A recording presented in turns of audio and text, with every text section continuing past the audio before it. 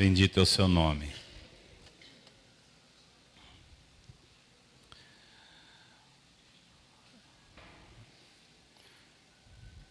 Talvez nessa segunda parte eu venha falar um pouquinho. Nós teríamos até que horas? Eu vou falar um pouquinho sobre, fazendo alguns paralelos entre o que nós estamos falando e alguns enganos que foram entrando dentro da igreja, algumas distorções, alguma má compreensão de algumas coisas. Eu penso que nós nos equivocamos se nós pensamos que a reforma, ela trouxe para o lugar tudo que tinha que trazer. Isso seria um equívoco, mas eu acho que esse não é o maior problema, porque se nós fôssemos hoje verdadeiros herdeiros da reforma, teria que mudar muita coisa. Muita coisa na vida da igreja hoje, chamada igreja evangélica, pelo mundo afora, não tem absolutamente nada a ver com a reforma. Mas vamos voltar ao nosso tema principal, que é Jesus.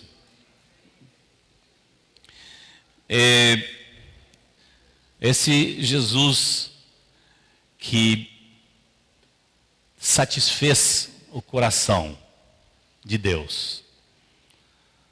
Um Deus absoluto e pleno nas suas exigências. Deus não se dispôs a aceitar ou receber nada menos do que a perfeição. E essa perfeição ele encontrou no seu próprio Filho.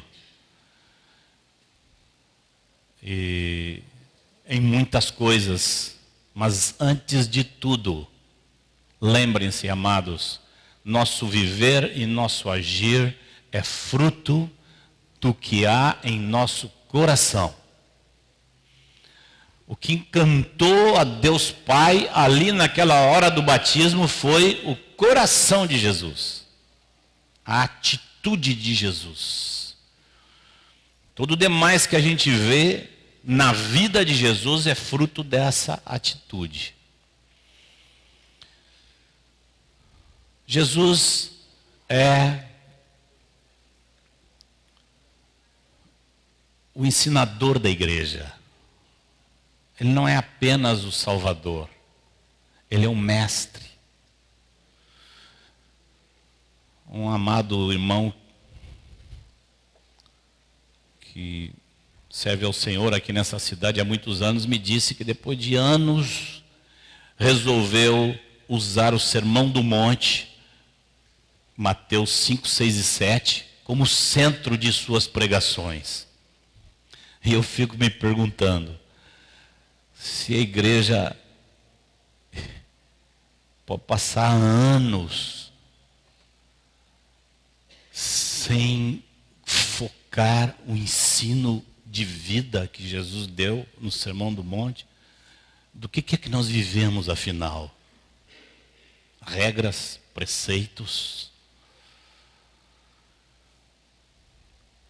Jesus foi o mestre dos seus.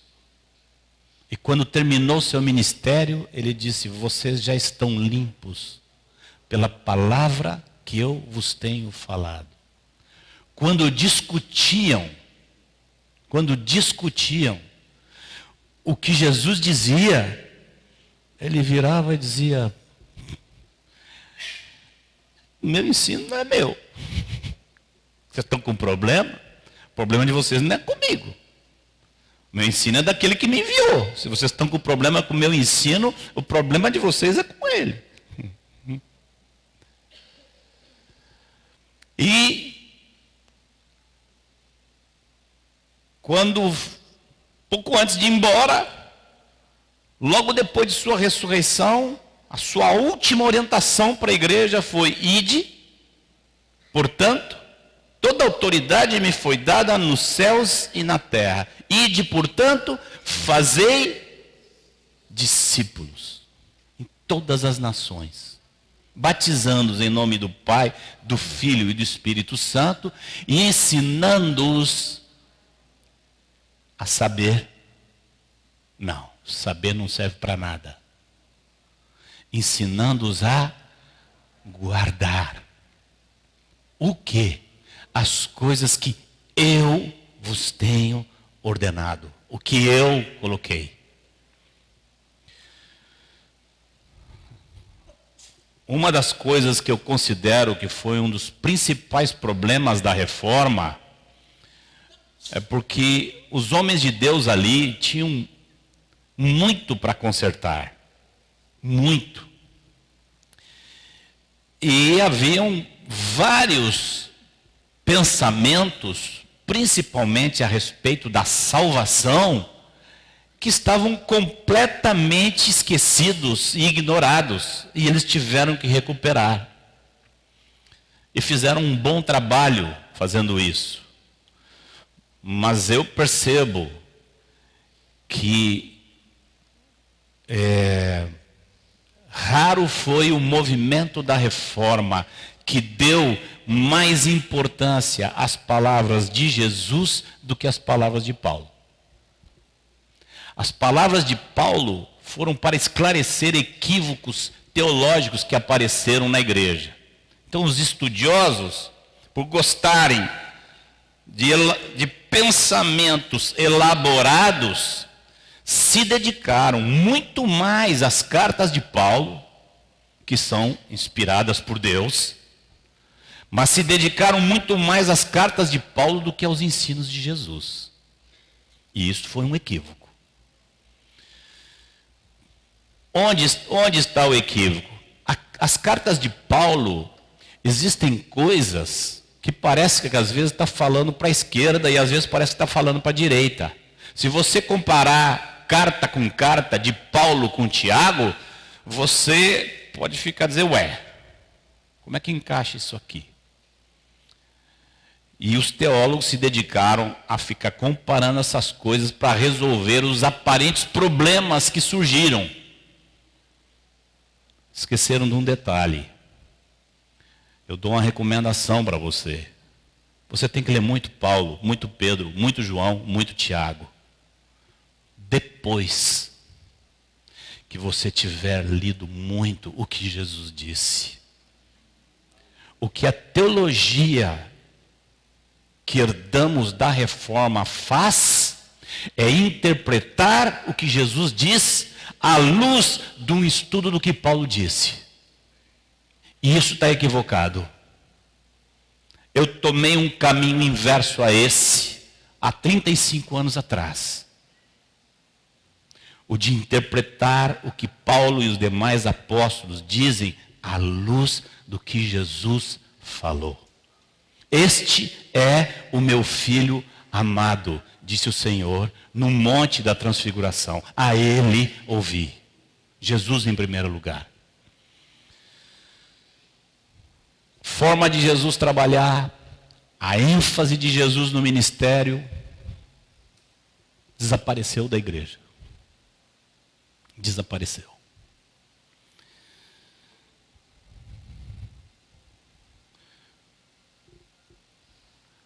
Quando Jesus disse, ide fazer discípulos, do que Jesus estava falando?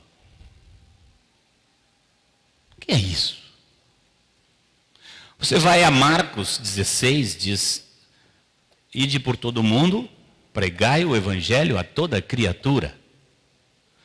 Mas quando Mateus registra a ordem de Jesus, registra muito mais detalhadamente. Por que a igreja deu mais importância a Marcos do que a Mateus?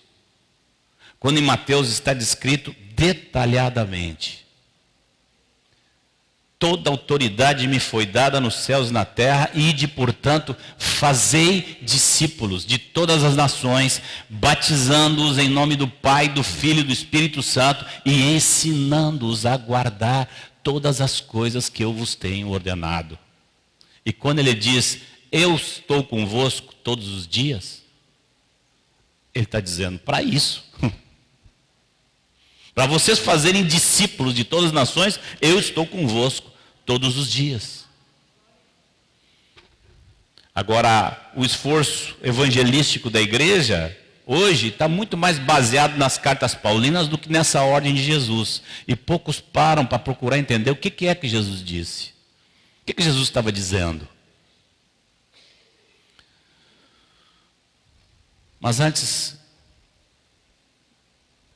de dar essa ordem, vamos olhar de relance pelo menos o que tinha acontecido antes. Esse Jesus tão encantador, tão diferente, que levou homens a abandonarem o sustento de sua casa para andarem com ele, deixarem barco, deixar rede para andar com ele, porque reconheceram que ele era o Messias e estavam entusiasmados. Eles estavam entusiasmados a tal ponto que nem perceberam que o ensino dele não tinha nada a ver. No começo eles não entendiam nada. Na frente dele, estavam discutindo, na frente dele, quem ia ser o maior no reino. E ainda foram passar uma conversa na mãe, para a mãe vir passar uma conversa em Jesus, para Jesus, olha, no teu reino, bota um à esquerda e outro à direita. Lúcifer. E Jesus dizendo, não é para nada disso que eu vim. Não é para nada disso que eu vim, minha história é outra. Vocês estão querendo subir, eu estou indo para baixo. Vocês estão querendo grandeza, eu estou indo em direção a virar um verme. Não é o que ele disse de si mesmo lá no Salmo? Sou um verme, não um homem, falando de si mesmo na cruz. Então aqueles discípulos entusiasmados, eram milagres em cima de milagres, multidões. De repente aquela turma ficou triste. Por quê? Porque ele mudou a conversa. Ele mudou. Ele começou a falar de morrer. Começou a falar de ser entregue na mão dos pecadores. Começou a falar com uma conversa que a turma entendeu nada. Se reuniram num cantinho, disseram, alguém tem que falar com ele. Ele agora está equivocado.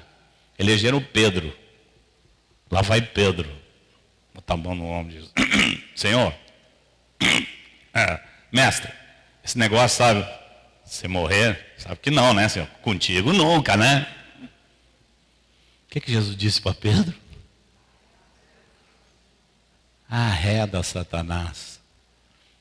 Eu queria saber quantos na igreja ficariam firmes na igreja se o pastor viesse assim, sai para lá, diabo. Você fala uma bobagem daquelas bem ruim e o pastor diz, ô diabo, não fala isso não. Vai correndo procurar outra congregação. Por que você está aqui, meu irmão? O pastor lá me chamou de diabo. Imagina o Pedro procurando outro mestre porque Jesus largou aquela. Aí quando a coisa foi apertando, Jesus mesmo, Jesus, o próprio Jesus, ele mesmo, começou a mostrar sua angústia. Os discípulos falando para ele não ir, para ele não ir, para ele não ir. Ele disse, vou, esquece esse assunto, estou indo. E por onde ele andava, porque o diabo não queria matar Jesus, gente. É necessário entender isso. O diabo não queria matar Jesus, não é essa a intenção dele. Vai ver a tentação. O que o diabo queria era levar Jesus a fazer o que ele fez. Mostrou os reinos. Está aqui, ó, te dou tudo. Tem ninguém aqui nesse deserto. Dá uma ajoelhadinha aqui rápida. E a gente resolve o problema aqui. Está feita a parada. E os reinos desse mundo. O que ele está dizendo para Jesus? Ele está dizendo a mesma conversa de sempre. O tal do pai lá não é bom. Eu sei que ele quer te dar o reino. Mas para te dar o reino você vai ter que passar por um negócio ruim. Uma tal de uma cruz. Porque esse pai não é bom. Ele quer que você sofra. Essa era a mensagem. Eu não preciso nada, eu não quero que você sofra nada. Dá uma ajoelhada rápida aqui, comigo a gente resolve rápido. E o resto da vida, o diabo sempre tentando levar Jesus a se posicionar. Seja você mesmo. Se assuma. E Jesus, Quando o Pedro vem com aquela, não é que Jesus está chamando Pedro de diabo. Jesus está dizendo, olha ele aí de novo. Olha ele. Jesus não está expulsando um demônio de Pedro. Pedro não estava endemoniado, como alguns dizem, porque seria uma loucura. Vai ler o texto. Jesus disse, sai de mim, arreda para trás de mim. Não é sair do Pedro. Jesus estava discernindo que Satanás estava tentando ele com a mesma tentação de sempre, usando aquele amigo dele que não entendia nada. Um amigo dele sem espiritualidade, sem entendimento nenhum. E Jesus arreda Satanás. Lá na cruz, desce daí, tu não é filho de Deus, desce daí. Essa era a intenção. Uma intenção fica clara quando aparecem os gregos. Os gregos ouviram falar. Tinha um homem que falava o que ninguém nunca tinha falado. Ninguém nunca tinha falado. Pega Platão, Aristóteles, essa turma juntava uns discípulos. O homem juntava 20.000. O homem alimentava a multidão, ressuscitava morto, e a turma lá não estava gostando dele, andavam falando em matar ele. Vamos fazer o que com esse homem? Vamos lá buscar ele, vamos levar para a Grécia. Na Grécia ele é rei. Chega Filipe e diz, Senhor, os gregos te procuram. O que Jesus disse? O que Jesus viu? Jesus viu a mesma coisa. Disse, eles querem me livrar da morte. Virou para Filipe e disse, se o grão de trigo não caindo em terra não morrer, vai ficar só. Se morrer, produz muito fruto. Não adianta os gregos virem aqui, não adianta mais nada. Resoluto, determinado. O primeiro versículo que eu memorizei logo após a minha conversão é aquele que diz, ora, havendo chegado a festa da Páscoa, sabendo Jesus que é hora de passar desse mundo para o Pai, tendo amado aos seus que estavam no mundo, amou-os até o fim. Até o fim significa, você está resoluto, né? Mas tem que chegar lá. Não vou. Vá até o fim. Até o fim. E quando começou a chegar no fim, o próprio Jesus foi invadido pela depressão reinante. E disse, minha alma está angustiada. Angustiada até a morte. Vamos pensar um pouquinho nisso. Jesus no Getsemane. Nós não lembramos hoje que ele era o cordeiro que havia sido morto antes da fundação do mundo? Antes de criar o mundo, a Trindade viu toda a confusão que ia virar esse negócio aqui e projetou a solução. E a solução estava na morte do cordeiro, que era ele, o verbo encarnado. Como é que agora, depois de pregar, de mostrar tanta definição, de mostrar tanta definição de vida, Jesus vai para uma conversa com o Pai e começa a pedir plano B. Senhor, Pai, o plano A está doendo demais. Não tem plano B, não? Está complicado, Pai. Não dá para tirar esse negócio? Não dá, não tem como. Silêncio. O coração dele dizia, seja feita a tua vontade. Levantava, ia lá falar com os discípulos, os caras dormindo. Eu estou aqui com angústia, vocês nem para me ajudar a orar um pouquinho. Volta lá, outra vez. Pai, abre aí o baú, deve ter um plano B aí. Afasta de mim esse cálice. Está difícil demais. Eu não vou aguentar. Força de expressão, ele não disse isso. 3 vezes. A mesma oração que ele, o Criador, sabia que não tinha cabimento. Vamos pensar um pouquinho. Homens na história humana, inclusive discípulos de Jesus, morreram sem vacilar. Morreram queimados em fogueira, morreram cantando, morreram degolados. Tem irmãos morrendo degolados lá. Você já deve ter visto aí, porque hoje está tudo aí nos YouTube da vida aí. Os irmãos sendo degolados, cortado o pescoço. Morrem lá quietinho. Muitos louvando ao Senhor. Como é que o nosso herói fica vacilante? Milhares de homens morreram sem em nenhum momento pedir plano B. Como é que o nosso herói, por que nosso herói passa por aquilo? Isso é importantíssimo, irmãos. Se queremos entender a nossa fé nessa pessoa, Jesus não estava com medo das chibatadas. A coroa de espinho não assustava Jesus. Os pregos não apavoravam Jesus. A morte física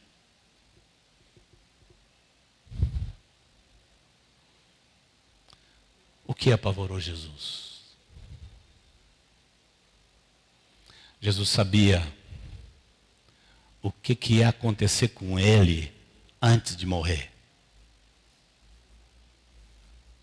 A Bíblia fala que a morte é o salário do pecado. Sem pecado, ninguém morre. É impossível morrer sem pecado. A raça humana morre por causa do pecado. Assim como entrou o pecado no mundo e por meio dele, a morte. Romanos capítulo 5. O salário do pecado é a morte. Jesus sabia que para morrer, ele ia ter que passar por aquilo que a alma dele odiava infinitamente. Paulo explica isso, quando Paulo diz, aquele que não conheceu o pecado, Deus o fez pecado por nós. E isso, amados, era o que apavorava Jesus. Jesus sabia que naquela cruz ele ia ter experiência do pecado, não dele, porque ele nunca cometeu pecado, nem dolo algum se achou em sua boca. Mas ele ia experimentar dentro dele o pecado da raça inteira. Pense nas piores maldades, nas coisas mais abomináveis que a nossa raça faz. Tudo isso foi colocado em Cristo, naquela cruz. E você vê Jesus, assim como Adão, lá no Éden, perdido. Você vê Jesus na cruz, perdido, e dizendo, Pai, o que aconteceu? Para onde tu foste? Estou sozinho. Por que me abandonaste, Pai? a ignorância e o abandono espiritual, fruto do pecado, que não era dele. Aquele que não conheceu pecado, Deus o fez pecado por nós, para que nele fôssemos feitos justiça de Deus. Vamos falar juntos? Aquele que não conheceu o pecado, Deus o fez pecado por nós, para que nele fôssemos feitos justiça de Deus. Homem nenhum teve que passar por isso, a não ser Cristo. Porque nenhum homem foi alguma vez perfeitamente santo e puro como Jesus, para tão desesperadamente se apavorar com a ideia do pecado dentro dele mesmo.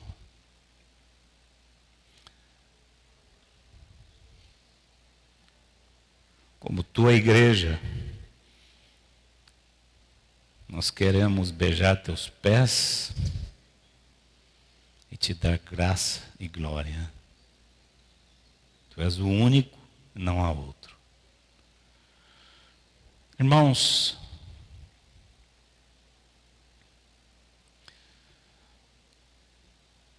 noutra ocasião, se os irmãos se interessarem, em alguma outra ocasião nós podemos continuar falando muito sobre a pessoa de Jesus. Há muito a falar de antes dessa morte e depois dessa morte. Mas vamos nos ater um pouco na aplicação na nossa vida dessas realidades sobre Jesus que a gente ouviu, repassou hoje aqui, que, como eu disse para vocês, não é novidade para nenhum de nós, não é novidade para vocês. Foi feito pecado para que nele fôssemos o quê? Feitos justiça. Eu me alegro de ver uma frase aqui. Cheguei aqui hoje e vi essa frase. Ministério da Palavra, justificação pela fé. Um grande passo indispensável para a igreja se recuperar foi entender o que é isso. O que é justificado? O que significa ser justificado? Vamos falar uns 5 minutinhos sobre isso, para a gente poder ir adiante. Porque tem coisa que está bem entendida, tem coisa que está mal entendida. Justificado é um termo que Paulo toma dos tribunais da época. Quando um juiz, hoje você vai num tribunal, lá no fim tem uma declaração, culpado ou inocente. O réu é declarado culpado ou inocente. Na época de Paulo tomou muito de sua linguagem dos tribunais da época. Naquela época, depois que um réu era julgado, se o réu era inocentado, o juiz pegava um martelo, batia e bradava, justificado. Justificado quer dizer inocentado, declarado justo.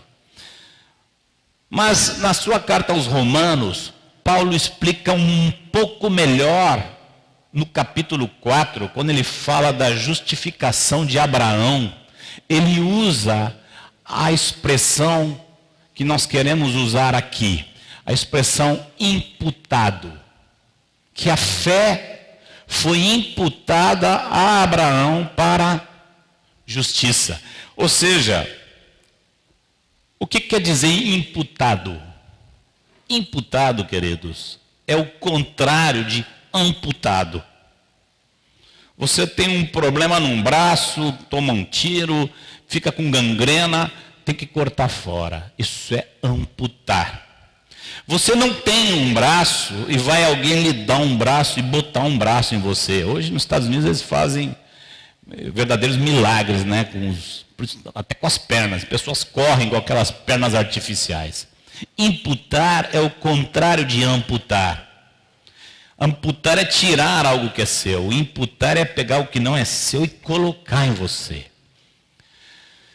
Em parte, para começo de conversa, foi isso que Jesus fez, que Deus Pai fez com a igreja. Ele pegou o nosso pecado e imputou esse pecado em Jesus.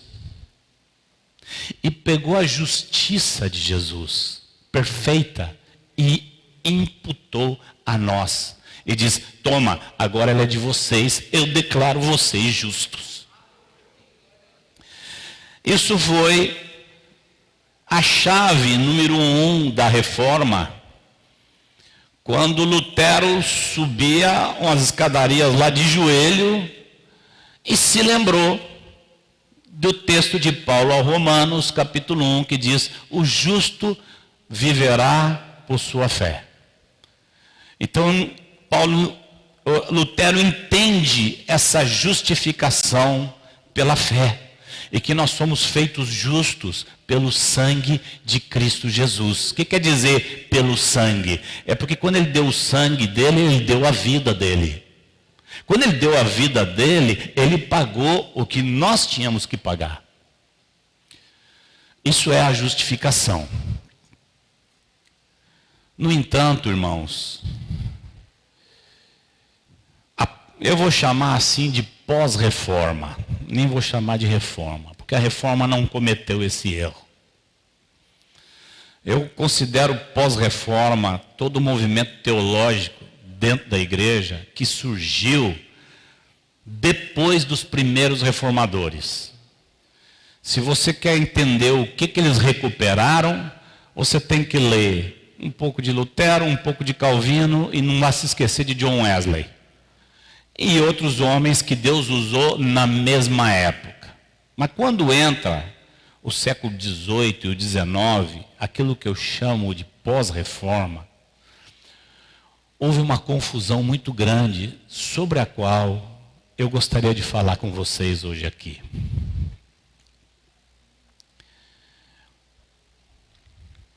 E eu sei que essa confusão ela é poderosa, porque eu passei anos com a minha cabeça confusa, porque naquele meu início de fé, como eu disse para vocês, eu li muitos livros. E me entupi de teologia. E depois eu não conseguia entender o que Jesus dizia. Não conseguia entender o que Jesus dizia, porque parece que não encaixava na teologia que me armaram com as cartas de Paulo. Vem um tal de negócio de salvação pela fé, salvação pela fé, salvação pela fé.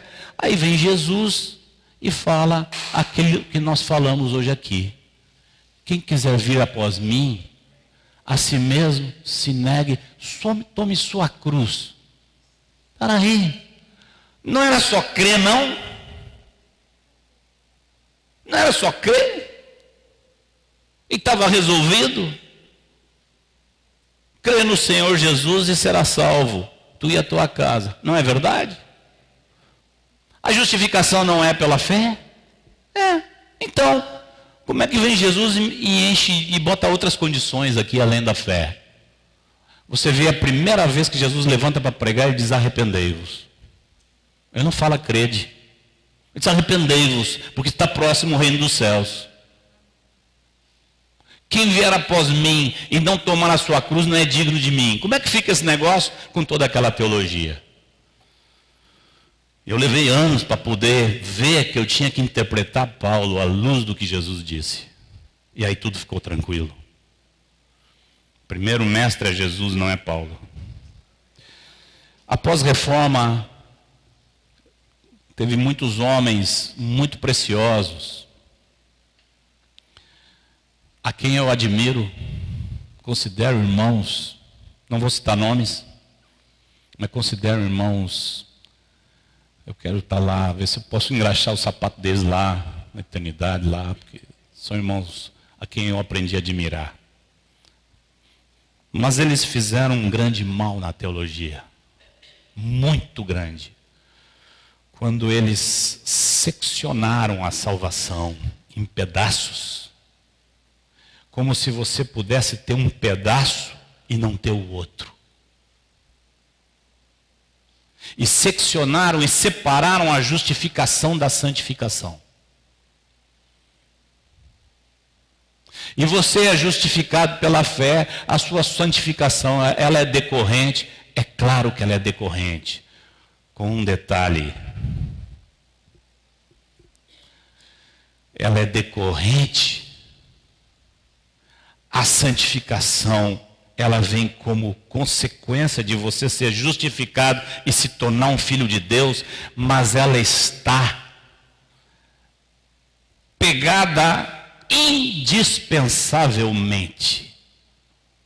E se você, a tal ponto que você pode dizer que se você não tiver uma, é porque você não tem a outra. E quem são os que estão falando isso? Quase ninguém. A Reforma falou isso. Um dos textos fundamentais dos puritanos era Hebreus, capítulo 12, que diz: segui a paz com Deus e a santificação, sem a qual o quê? Ninguém verá o Senhor. Uau! Como é isso? Era uma complicação para mim encaixar essa palavra na armação teológica que eu tinha. Porque tinham na minha mente seccionado justificação para um lado e santificação para o outro. Então você tem a tua justificação, você está justificado. Agora, se você é santificado ou não, isso é outra coisa. Em todo caso, você já está salvo. Eu estou aqui em nome de Jesus para dizer que isso é mentira. Isso não é verdade. Seguir a paz e seguir a santificação. E a palavra não pode falhar, sem a qual ninguém verá o Senhor. Mas e minha fé? Existe dois tipos de fé. Existe uma fé que justifica, que é a mesma que santifica. Se você tem fé, Jesus não seccionou. Deus o fez pecado por nós para que nele fôssemos feitos, não apenas declarados justos, feitos justiça, para viver uma vida de justiça, de santidade, de plenitude com Deus. Para isso, Jesus foi feito pecado. Existe uma fé que justifica, e se ela é verdadeira, ela santifica. E existe uma outra fé que não santifica. E a Bíblia fala dela. Tiago diz o quê? Essa tua fé que não redunda em obras. Obras aqui significando obediência a Deus, vida com Deus. No teu dia a dia, fazer a vontade de Deus, isso é obra, não é dar uma esmola na esquina, igual os espíritas fazem. Obras é uma vida como a de Jesus. Todo aquele que diz que permanece nele, esse deve andar assim como ele andou. Porque o que nele permanece é a divina semente.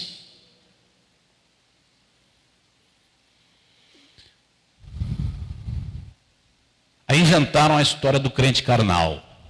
Não, mas tem o crente carnal.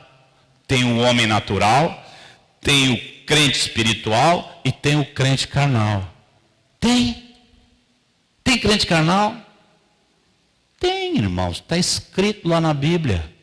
Paulo falou dos carnais. Vamos olhar com atenção. Vem um e diz assim: não, mas Marcos, se tu não entender que tem os crentes que são espirituais, os crentes que são carnal, tu não vai entender nada. Digo, Onde é que tu leu? Aí eu li lá em Coríntios. Vamos lá ler. Vamos a Coríntios então. Me mostra aí os crentes carnais. Vamos ler. Aí leu. Eu digo, você está vendo aqui o que essa gente fazia? Que Paulo chamou eles de carnais? Eram mentirosos? Eram gente que andava na fornicação? Eram adúlteros? Era gente que andava sonegando imposto? Esses eram os carnais? Vá ler, meu irmão. Paulo está repreendendo a igreja de Corinto por um problema. A igreja em Corinto era uma. Havia uma igreja, ele escreveu uma carta para a única igreja que havia. Mas aqueles irmãos em Corinto estavam ali fazendo panelinhas. Do tipo, meu negócio é Paulo. Paulo viu Jesus. Havia outra que dizia, que Paulo nada. É Apolo. Você vê Apolo, quando Apolo fala assim, parece que pega a palavra de Deus, abre sua cabeça e bota a palavra de Deus lá dentro. Apolo, você vê como Apolo prega? Aí vinha onde dizia, que Paulo que é Apolo? Nenhum deles andou com Jesus. Pedro é o apóstolo que andava por aí, que andou, passou 3 anos com Jesus. E eles começaram a fazer panelinhas. Irmãos, que glória seria se todo pecado que houvesse na vida daqueles que dizem que são de Jesus fosse fazer panelinha. Que glória seria. Mas essa teologia está prometendo salvação para gente que vive na prática do pecado. E Tiago disse, essa fé que não produz nada de prático, de transformação na sua vida, ela existe, mas ela é morta. Pode, é a pergunta de Tiago, pode essa fé salvá-lo? Como pode uma fé que não produz uma vida cheia de obras para Deus salvar alguém? Da onde vocês arrumaram essa fé? Coitado do Lutero, o Lutero vinha lá do outro lado, né? Aí o Lutero, quando entende a justificação pela fé, ele abraça, depois ele não consegue entender Tiago. E chegou ao ponto de chamar a carta de Tiago de epístola de palha. Então, meus queridos, nós não vamos ficar com a reforma. Nós não vamos ficar com a teologia. Nós vamos ficar com Jesus e os apóstolos. Nós vamos ficar com Jesus e os apóstolos.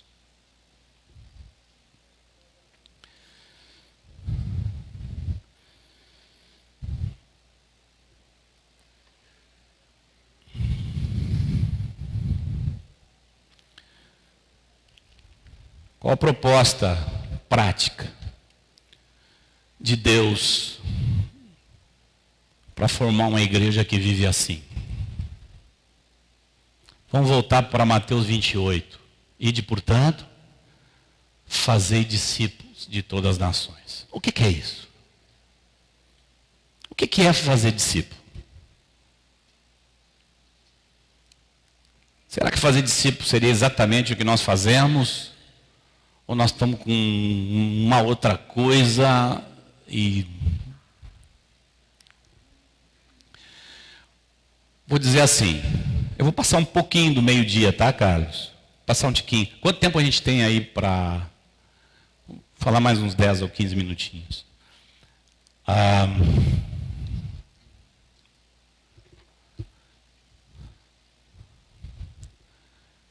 Quando Jesus disse, ide fazer discípulos, Jesus estava dizendo,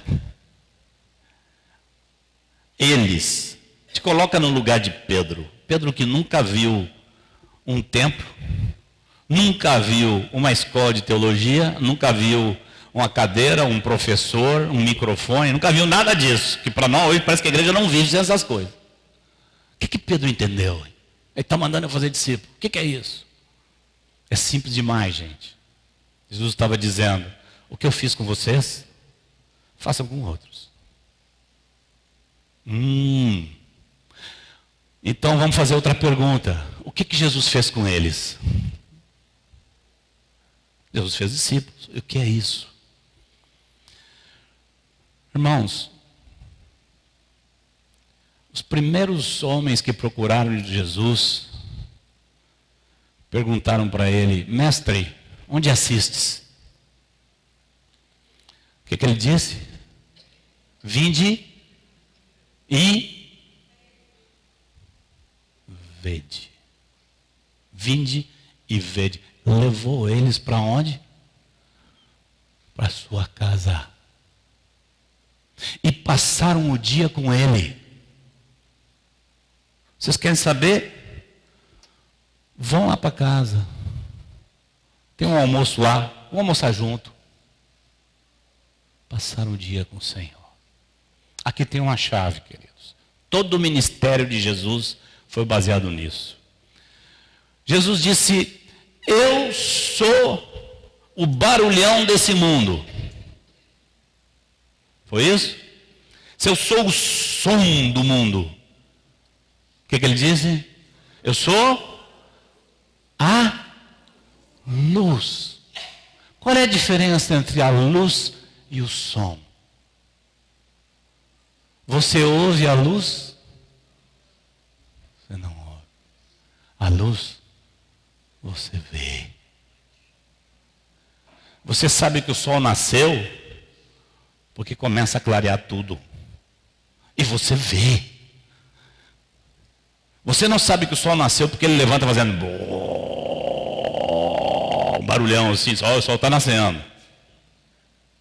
Não tem barulho não. Não precisa. Chega aquele solzão assim, olha eu aqui, ó. A terra começa a acordar. Onde ele vai, a terra acorda. E Jesus disse: eu sou a luz. E quando você vê ele chamando os 12, está escrito lá, para que ele chamou? Chamou os 12 para quê? Para estarem com ele. Eu sou a luz, disse Jesus. Vocês têm que andar comigo e ver. E tudo que eles aprenderam não em primeiro lugar ouvindo, mas em primeiro lugar vendo. O escritor de Atos diz: eu te escrevi o primeiro livro, ó Teófilo, a respeito das coisas que Jesus fez e ensinou. A luz não é para ser ouvida, a luz é para ser vista. E aqueles discípulos aprenderam todos os dias vendo como Jesus se dedicava ao Pai, vendo como Jesus tratava um publicano, uma meretriz, um fariseu que vinha com artimanha conversar com ele, como Jesus conversava com o rico, como Jesus conversava com o pobre. Até que hora Jesus trabalhava? Como é que Jesus reagia quando a multidão apertava ele? Tudo que eles tinham para aprender, eles aprenderam vendo. Obviamente também ouviram. Ele disse: vocês estáis limpos pela palavra. Mas essa palavra é proclamada. Se não há uma luz que respalda ela, a palavra cai no vazio. O que respalda a palavra é a vida que a vive. E Jesus era a luz do mundo. Tudo que eles tinham para aprender, aprenderam vendo. Depois, também ouvindo e perguntando. Mas em primeiro lugar, vendo. Bom, e Jesus já foi embora. Como segue a obra de Deus? Antes de ir embora, ele virou para aquela turma que ainda não estava entendendo tudo. mas que ele sabia que pelo Espírito Santo iam entender tudo. E disse para eles o quê? Vocês são a luz deste mundo. Vocês são a luz deste mundo. Não se pode pegar uma candeia e esconder, ter que botar no velador e alumia toda a casa. Vocês são a luz deste mundo. E aqueles seguidores de Jesus viverão como luz do mundo. Eles andaram como Jesus andou. E isso é a obra de Deus.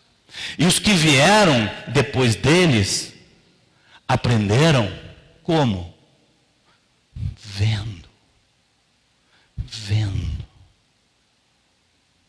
Você quer fazer discípulo? Todo homem que está aí nesse mundo, quando chega na igreja, a primeira coisa que você descobre é que a família dele está destroçada. Ele simplesmente não tem a mínima ideia como viver com a mulher. A mulher já não aguenta ele não aguenta a mulher, estão à beira da separação. Como você vai fazer com esse casal? De que jeito esse casal pode aprender como viver? Irmãos, sinto muito dizer, mas quero dizer com carinho, com respeito, mas os nossos púlpitos não resolvem nada disso. Nada. Vocês aqui estão me ouvindo, já estou aqui quase 2 horas falando com vocês, vocês estão me ouvindo, vocês não conhecem nada de mim. Não sabem nada na minha vida. Vocês estão me ouvindo. Me ouvindo. E minha esposa? Minha esposa está feliz? Como é que está minha esposa? Como é que eu trato minha esposa? No púlpito não se transmite isso. A única forma de fazer a obra de Deus, como Jesus fez, é fazer o que ele fez, separando homens para estarem com ele. E essa vida de santificação tem que ser vivida diante dos olhos de outros. Um irmão uma vez chegou, eu estava recém-convertido, lá em Porto Alegre, chegou esse homem falando uns negócios. Primeiro ele disse que nós éramos os santos do salão. Por quê? Aí na rua, reclamadum, em casa, briga com outro. Mulher, essa comida não está boa, não está como eu quero. Chega no salão, pisa no seu pé. Ai, irmão, desculpa. Não, eu não quero nada. Você já reparou como nós somos docinhos dentro desse salão? Em nossa vida, fora do salão, é como aqui no salão? Se ela é como aqui no salão, se ela é diferente, nós somos santos do salão. No salão a gente louva, dá graças a Deus por tudo. Não se irrita com ninguém. Que tipo de santo nós somos? Outra coisa que esse irmão disse que me chocou na época. Se nós sofremos de uma doença terrível, a doença chamada reunionite. Reunionite. O que é a reunionite? É aquela ideia que vai incorporada dentro da cabeça da grande maioria dos irmãos, que lá na reunião é o lugar aonde ali vai acontecer a obra de Deus. Meus irmãos, quantas horas por semana nós ficamos dentro do salão em reunião? Quantas horas? Você viu a reunião que maravilhosa? Quando nós vamos ter a próxima reunião? Pastor, a reunião foi tão abençoada. Vamos ver se no próximo domingo tem outra reunião tão abençoada como essa. Aí tem os que gostam da reunião, começam a ir todos os dias nas reuniões. Tem reunião terça de noite, quarta de noite. Sim, irmãos. A reunião não tem nenhum sentido se ela não está completamente voltada para fora da reunião. Somos fracos? Somos. Isso somos. Todos. Fazemos o que nas reuniões? Termina com a pose e começa a confessar nossas fraquezas uns para os outros. A semana seguinte vai ser melhor. Começa a compartilhar uns com os outros. Como é que está fazendo para resolver esse problema, outro problema, outro problema? Não, irmão, é o seguinte, eu sou muito sorridente, né? Mas vocês não me viram no trânsito ainda. No trânsito eu não sou sorridente assim, não. Me ajude aí, vão orar por mim aqui, irmãos.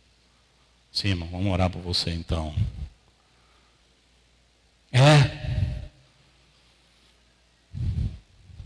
Submissão ao marido, nossa.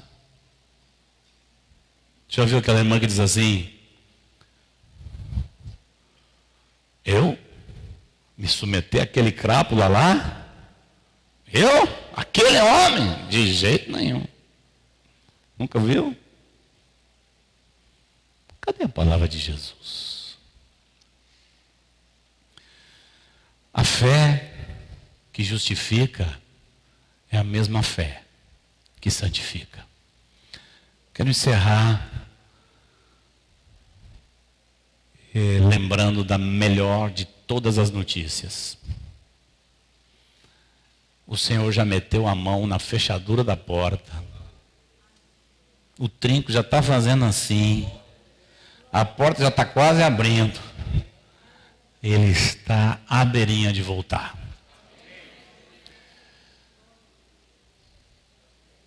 Que o nosso espírito, alma e corpo sejam preservados íntegros para a vinda de nosso Senhor Jesus Cristo. Não é uma teologia, não é um movimento, não é uma denominação, não é um lugar, é uma pessoa.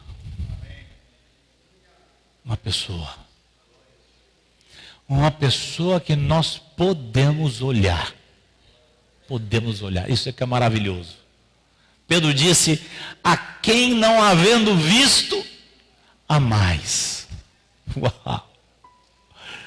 Como ele é pleno. Como ele é pleno. Que milhares de pessoas que nunca o viram dão a vida por ele. Contemplar, olhar com atenção para o que as Escrituras dizem sobre a pessoa dele. E ter um vínculo dentro do nosso coração com aquilo que ele é e a mensagem que ele trouxe. Tende em vós o mesmo sentimento que houve também em Cristo Jesus, o qual, subsistindo em forma de Deus, não teve o ser igual a Deus como coisa a que se aferrar. Antes, a si mesmo se esvaziou, assumindo a forma de servo e reconhecido em figura humana. A si mesmo se humilhou, sendo obediente até a morte, e morte de cruz.